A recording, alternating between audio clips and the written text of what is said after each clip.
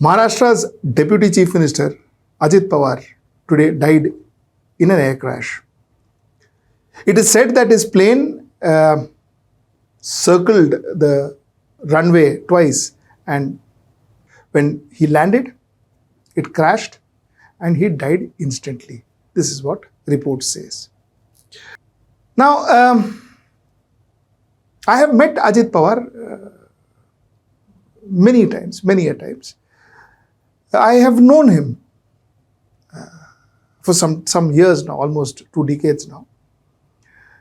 While I was not a big fan of his politics, but Ajit Pawar came through as a strong politician, had a fairly good voter base and support base in Baramati. And he was one person who spoke his heart out. Good, bad, ugly, but he spoke his heart out. This is the way I would remember Ajit Pawar always. Ajit Pawar was born 1959 in the Pawar family in Baramati. In fact, let me also take this opportunity to just enumerate the Pawar family to you. This is how the Pawar family stands. Govind Pawar and Sharad Pawar, mother and father of Sharad Pawar, that is Sharad Pawar, had 5 sons. Appasaheb Pawar, incidentally, is the person who actually took care of all the brothers. He was the father figure in the Pawar family. In fact, Pawar Sahab always says that, his education, his ideology, all these were thanks to Appasaheb Pawar. So Appasaheb Pawar was the eldest. Anantrao Pawar, that is Ajit Pawar's father, was second. Sharad Pawar was third. Prataprao Pawar was fourth. And Saroj Patil was the fifth in the 5 siblings. Now, like I said, Appasaheb Pawar has 2 sons. One is Rajendra Pawar and Ranjit Pawar. And Rajendra Pawar's son is Rohit Pawar, who is also a very popular leader in Maharashtra. And Sharad Pawar has one daughter, that is Supriya Sule. Anantrao Pawar has 3 children, Srinivas Pawar, Ajit Pawar and Vijaya Pawar, out of which Ajit Pawar is the one we are talking about. Ajit Pawar has 2 sons, Parth and Jay. This is broadly what the family tree looks like.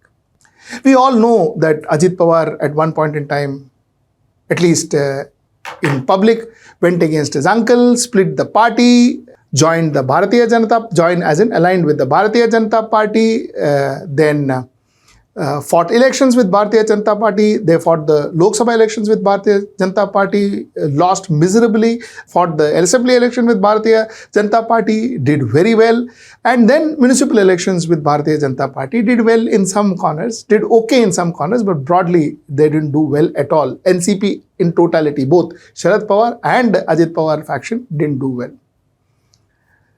Now, like I said, I was not a fan of Ajit Pawar politics, but there are a few things that I remember of Ajit Pawar, which I should mention. One thing what I saw and what I learned from Ajit Pawar is his dedication to the task in hand. He would be the first to come to office and he would be the last to leave office. He would take his work very seriously. I am not really going out to say that therefore he did everything perfectly. I am saying he took his work very, very seriously. And I have seen him work from say 2002, 2004. Believe me, my observation comes from then. Right from 2004, I have seen Ajit Pawar as somebody who comes to office first and who leaves office last. This is one quality that I will always remember him for. The second quality about Ajit Pawar is the fact that he valued time.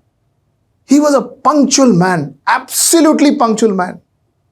Whenever I had an opportunity to meet him, whenever I was given an appointment, I was in his cabin, in front of him, that particular time. So if it was 4 o'clock, he would get you, I would be sitting in front of him. And I would be expected to leave. If I was given 15 minutes, I would be expected to leave by 4:13, 4:12 because the next person would be waiting.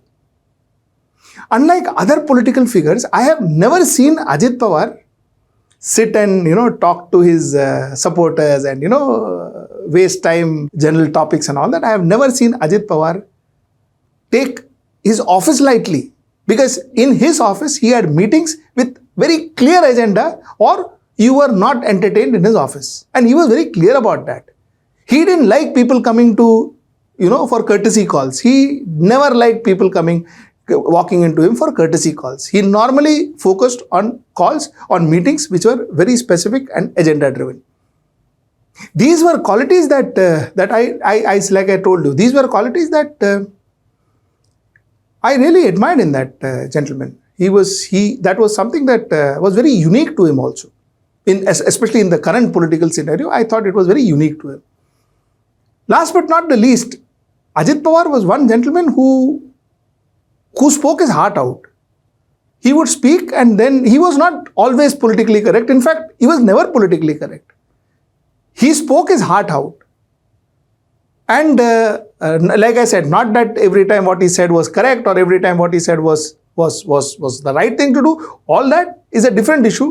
Now, I don't think we need to talk about it, or is there any need to talk about it. But the fact remains that whatever he spoke his heart out. This is Ajit Pawar that I knew. And honestly, feel bad for him, his family, his children, his wife.